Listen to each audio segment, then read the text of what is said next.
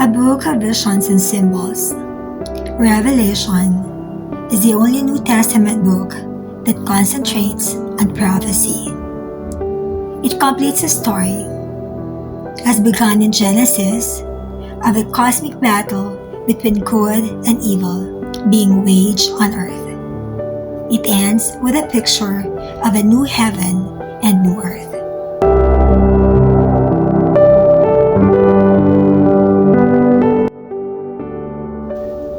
Introduction to Revelation, a book full of mysteries.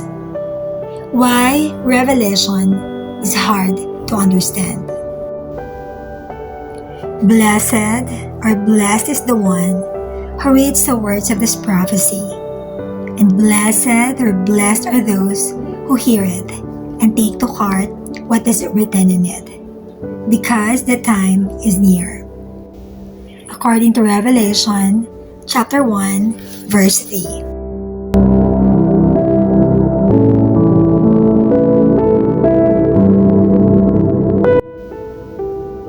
The Roman Empire had a special prison for enemies of the empire, a rocky island called Patmos. Prisoners banished to that hard labor colony usually wasted away and died. In that desolate setting, a man named John had a series of visions he wrote down as Revelation, the strangest book in the New Testament. John probably wrote this book about 60 years after Jesus left the earth. Questions were troubling the church. Was Jesus coming back as he had promised? Where did he go? To do what? Why didn't he return immediately? Revelation addresses those issues.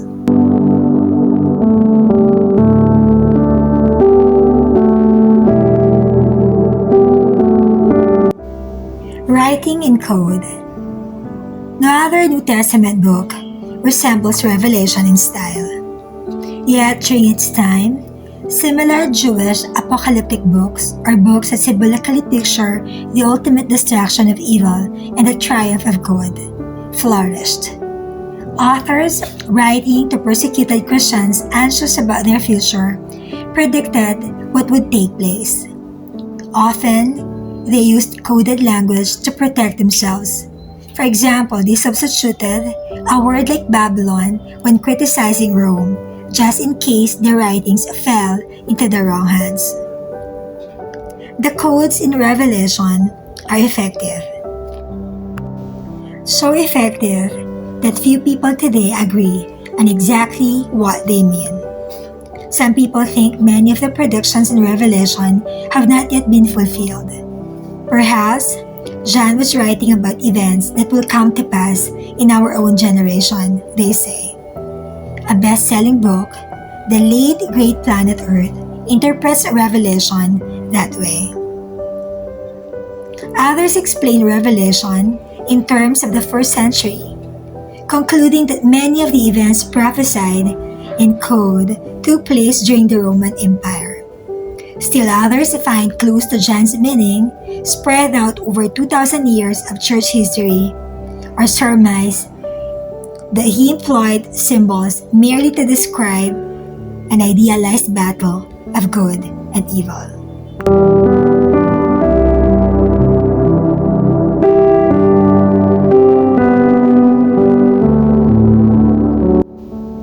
Two dangers. Because of all the conflicting theories about Revelation, readers are tempted to respond in one of the two ways. Some judge the book so perplexingly weird that they can find no reason to read it at all. How can anyone be sure of its meaning? Others fall prey to the opposite danger. They pore over Revelation and conclude they have discovered the secret explanation of its obscure detail. To the latter group, it may be humbling to learn that every generation since the first century has come up with different interpretations of the prophecies.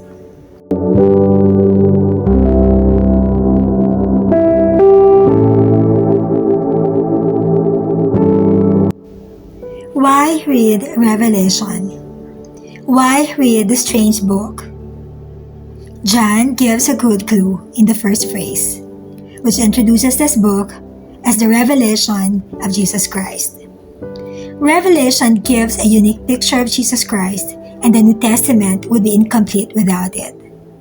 The Gospels describe Jesus' life on earth from 4 different viewpoints. The letters discuss the deep significance of the resurrected Christ and what he accomplished. But Revelation shows Jesus Christ from a new perspective, as a mighty ruler of the cosmic forces of good. When John saw him in his exalted state, he fell at Jesus' feet as though dead, according to chapter 1, verse 17.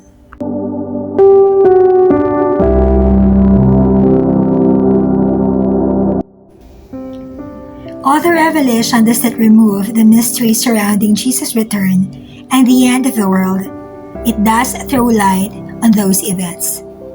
It cannot be reduced to a mere timetable of events. It speaks lasting truths to every generation of readers.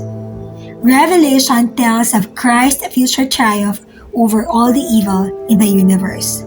The crucial message of the final hope was needed by its original readers in the first century and is still needed by us today.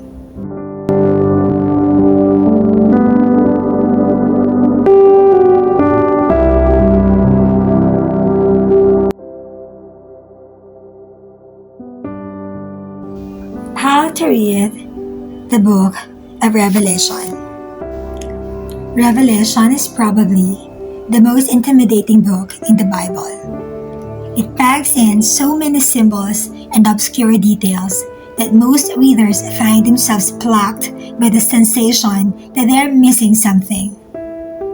All new forms of writing seem intimidating at first. For example, consider your very first science fiction book, filled with many weird names and unearthly creatures, and governed by its own rules of writing. Science fiction seems very strange until you learn the techniques used by virtually all science fiction writers. Once you understand the form, it makes more sense. Now, the same applies to Revelation. It will likely seem strange at first because it uses techniques of symbolism and visions not commonly used elsewhere in the New Testament. It is best to read Revelation one vision at a time, rather than all at once. The 7 main visions give a view of similar events from different angles.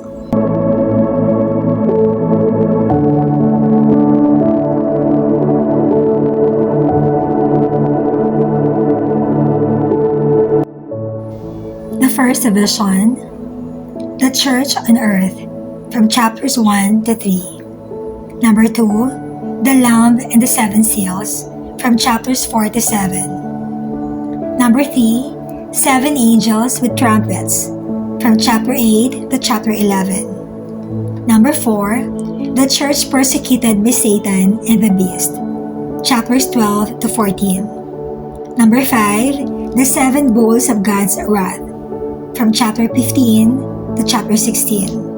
Number 6, Judgment of Babylon, chapter 17 to chapter 19, verse 10. And number 7, the final judgment and final victory, from chapter 19, verse 11, up to the very end.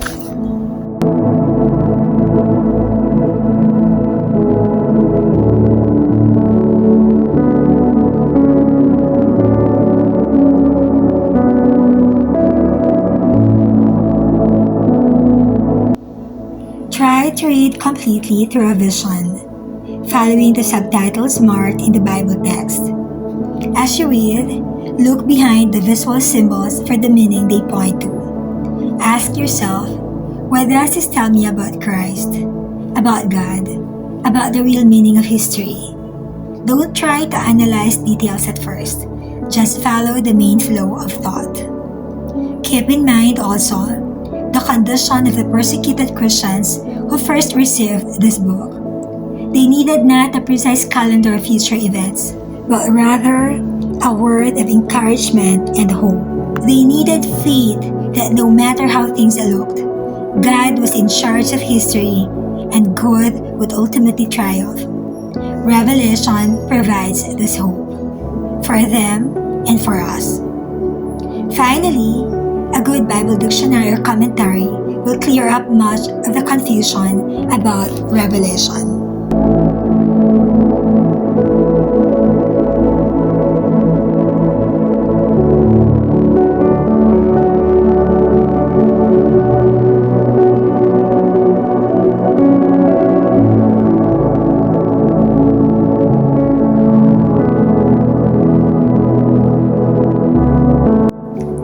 For our reading plan, we have Plan 1, an overview of Revelation in 3 days. So Day 1, read the introduction to Revelation, just like what we've done, and then proceed to Chapter 1 to see how John introduces this book. Day 2, read Chapter 12 as a sample of the writing contained in this book of visions. Day 3, read Chapter 21 for a glimpse of the final end of the universe. Now for Plan 2, all of Revelation in 19 days.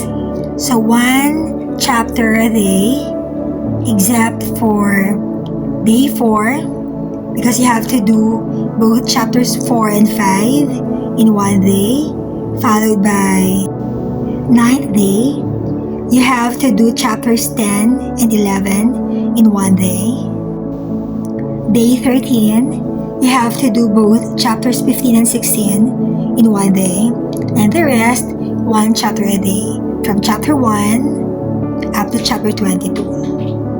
Okay, all in 19 days. After having the overview in 3 days. Okay, because you have 3-day overview for Revelation. So 3 days for Plan 1 or overview, plus 19 days for Plan 2. You have a total of 22 days for the book of Revelation.